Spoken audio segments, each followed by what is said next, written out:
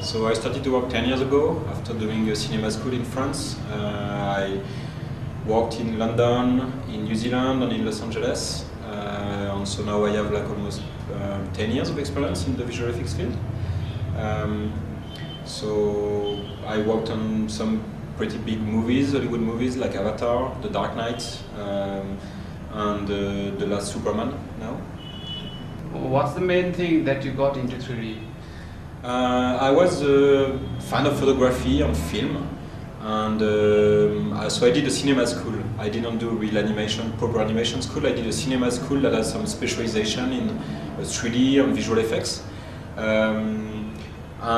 What attracted me towards visual effects is the technology, the fact that it's kind of leading the market, that whatever happened, most of the directors are always very frustrated not to be able to have the budget or to handle those new technologies, and for many people it's kind of what is key about new media, and it is in a way, because most of the most famous blockbusters and what's leading the market is every year what's new, what the new technology arriving. So I was very much like interested to understand much more about that before actually trying to do a lot of like media or diverse writing. So are you now comfortable working on this 3D industry? Because right now in Nepal the scope is just building up, right? Now abroad in USA and Europe, it's already making a lot of money. So how do you see the situation over here in Nepal?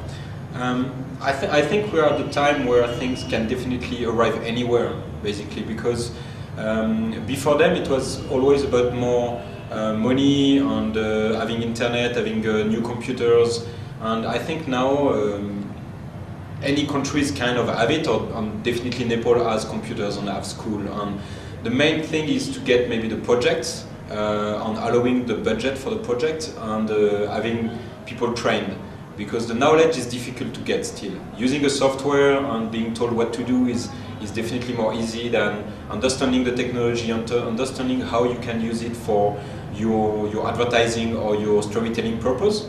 And I think India is growing up a lot onto that. China is growing up a lot onto that, and there's no reason why Nepal could not. It's a question of education. It's a question of how do we see things in the long term, and how, if we now try to do some efforts, it will bring more. So do you know any animation schools that teach animation in Nepal? Yeah, there's many. There's Eclipse, there's Maya Academy, there's Black Box Studios. There's already maybe 4 or 5, I think, pretty big and interesting like school that seems to have exactly the same standard than anywhere else on earth. This is what I want to emphasize, is that there's no such things as Nepal people can't get trained in the same way than anywhere on earth, because the way they would train people in Canada, in France or in America would be exactly the same as here. I teach in other schools, I teach in France, I teach in Canada, and Eclipse Animation is exactly the same.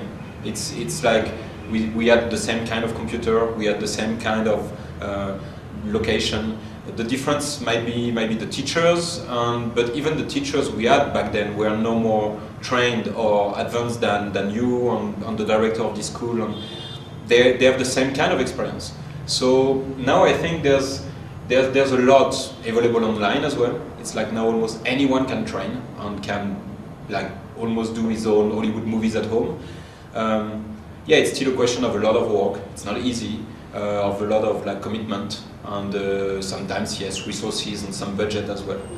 But what's very interesting now is that basically what you could shoot before, what you had to shoot before with sets and a lot of money, now you can fake it with 3D.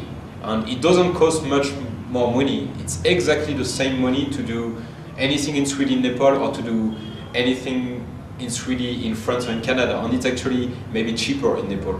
So this is where India is grabbing a lot of market, China is grabbing a lot of market, and there's no reason why Nepal couldn't. Because basically you have the same ability than anywhere else on earth. Who are more interested in 3D? Is it like youngster or aged people? Oh, I think now, obviously young people are more interested, more in 3D. I think now it's even more than when I started. When I started, I didn't know what to do, but I was like, oh, I will study computing, because it's what everyone was thinking at this time, being an engineer, being a programmer. And then I realized that I was spending more time not even playing at video games, but actually going into the level editors or looking at how video games work. And then after I bought a scanner one day, and I was scanning a lot of things, and I was using Photoshop as well. So in the end, I understood that I was maybe more like a content creator than I was an actual computing person. So I think this angle is now by more people. It's like many more young people now understand how web work.